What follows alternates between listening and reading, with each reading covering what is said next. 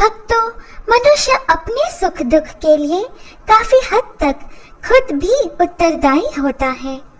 भगवान जी भले ही हमारे भाग्य में धन और सुख लिखकर भेज दें, परंतु हमारी हर बात पर भगवान जी नजर रखते हैं और हमारे कर्मों के अनुसार भाग्य को बदल भी देते हैं। इस वीडियो में हम ऐसे ही कुछ कारणों को बता रहे हैं जिनकी वजह से भाग्य रूठ जाता है और गरीबी का सामना करना पड़ता है। वीडियो में आगे बढ़ने से पहले आपसे निवेदन है, यदि यह वीडियो आपको अच्छी लगे तो हमारे YouTube चैनल को सब्सक्राइब अवश्य करें। जय माँ लक्ष्मी लिखकर कमेंट करें। माता रानी के वीडियो को लाइक करें और अपने बंधु मित्रों में ज्यादा से ज्यादा शेयर करें। गरीबी का पहला कारण गीता में कहा गया है, जो भगवान जी को भोग लगाए बिना भोजन करते हैं वे चोरी का अन्न खाने के समान भूल करते हैं। इसकी सजा लोक और परलोक दोनों जगह भोगनी पड़ती है। अर्थात जिन घरों में सुबह शाम पूजा नहीं की जाती, भगवान जी के समक्ष दीपक प्रज्वलित नहीं किया जाता, 2 पल के लिए ही सही भगवान जी के सामने हाथ जोड़कर नमन नहीं किया जाता, भोग नहीं लगाया जाता, किंतु स्वयं के लिए भोजन बनाकर खाया जाता है, वैसा भोजन चोरी के भोजन खाने के समान है।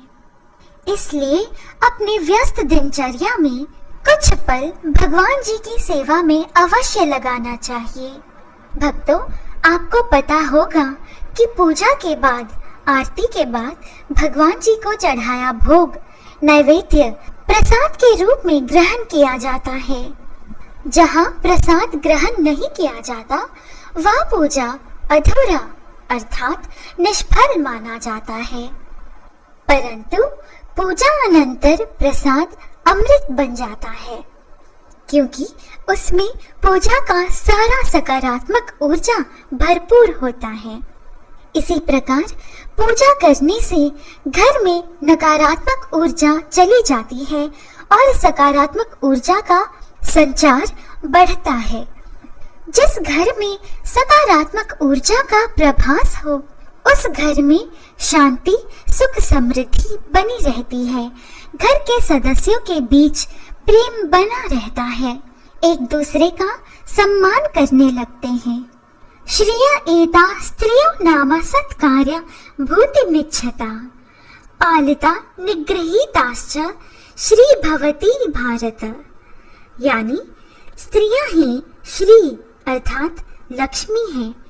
ऐश्वर्य चाहने वाले को इनका आदर करना चाहिए। जो पुरुष अपनी पत्नी के साथ बुरा व्यवहार करते हैं, उनके साथ कटु वचन बोलते हैं और मारपीट करते हैं, उन घरों में अधिक समय तक लक्ष्मी नहीं रहती। पुराणों में लिखा है कि जहाँ गृह लक्ष्मी अर्थात घर की लक्ष्मी, घर की स्त्री का अनादर होता है, वहाँ अधिक समय तक देवी लक्ष्मी नहीं रहती है, यानी वहाँ गरीबी आते देर नहीं लगती है। देवी माँ का सिर्फ पूजा में आदर करना और उनके प्रतिरूप स्त्रियों का अनादर करना उचित नहीं है। यही बात हमें शास्त्रों में बताया गया है। जहाँ देवी माँ प्रसन्न होकर भक्तों को सुख सौभाग्य का वरदान दे सकती हैं, वहीं रुष्ट होकर वे जीवन को नरकपूर्ण भी बना सकती हैं। आप एक स्त्री को जो भी दें, वह उसे बढ़ाकर ही देती है।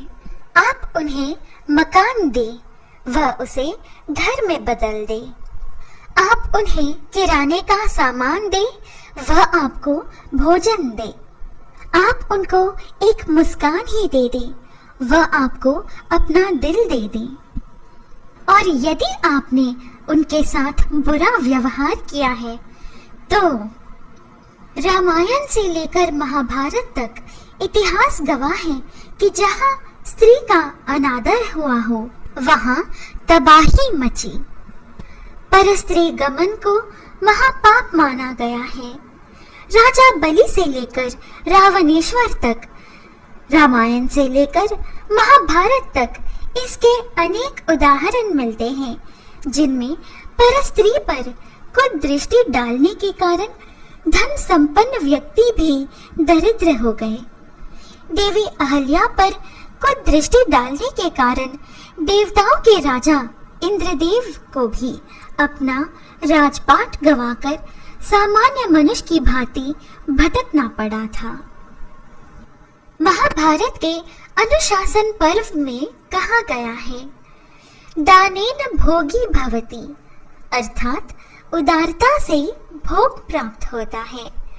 भूखा और गरीब आदमी घर के द्वार पर भोजन मांगने आए और उसे दुत्कार करके भगा देना महापाप माना गया है। ऐसे व्यक्ति के धन में बरकत नहीं होती है और लक्ष्मी जी उनसे रूठ कर चली जाती है। इसी प्रकार निस्सहाय मनुष्य और निस्सहाय पशुओं की हमेशा सहायता करनी चाहिए। कई लोग घर के द्वार पर आए किन्नर, निर्धन, गाय, कुत्ता, बिल्ली, बंदर को भगा देते हैं। कुछ लोग मारकर भगा देते हैं। यह कितना बड़ा पाप है।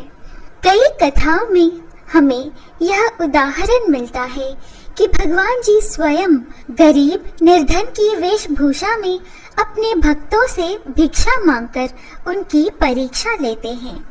हम सब में भगवान जी का दिव्य अंश है, इसीलिए तो हमारे महान सनातन धर्म में हम एक दूसरे को नमस्कार करते हैं।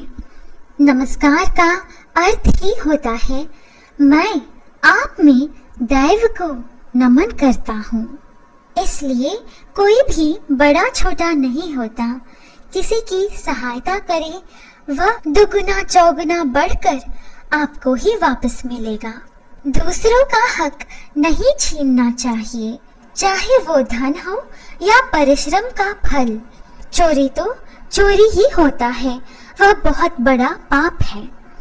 ये ऐसे पाप हैं जो लोक परलोक और अगले कई जन्मों तक मनुष्य को दरिद्र बना देते हैं।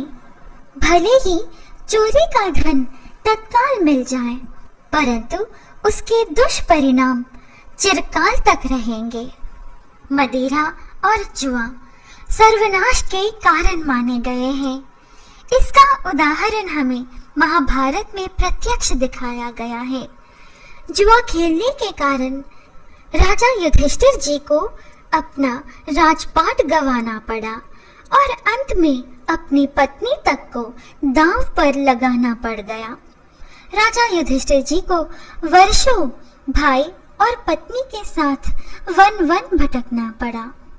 हमारे पुराण, शास्त्र, धर्म ग्रंथ आदि हमें ऐसे कई उदाहरण देते हैं जो हमें यह सीख देते हैं कि धन के लालच में हमें बुरे कार्य नहीं करना चाहिए, वरना धन की देवी माँ लक्ष्मी सदा के लिए रुष्ट होकर चली जाती है और हमें इस जन्म में, इस लोक में, परलोक में, आने वाले अनेकों जन्मों में इसका नतीजा भुगतना पड़ सकता है। भक्तों, इस वीडियो के लिए इतना ही। आशा है आपको हमारी यह प्रस्तुति अच्छी लगी।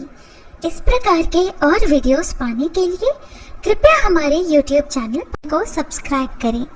हम फिर मिलेंगे अगली वीडियो में। जय श्री कृष्ण, राधे राधे, जय मां लक्ष्मी, जय माता दी।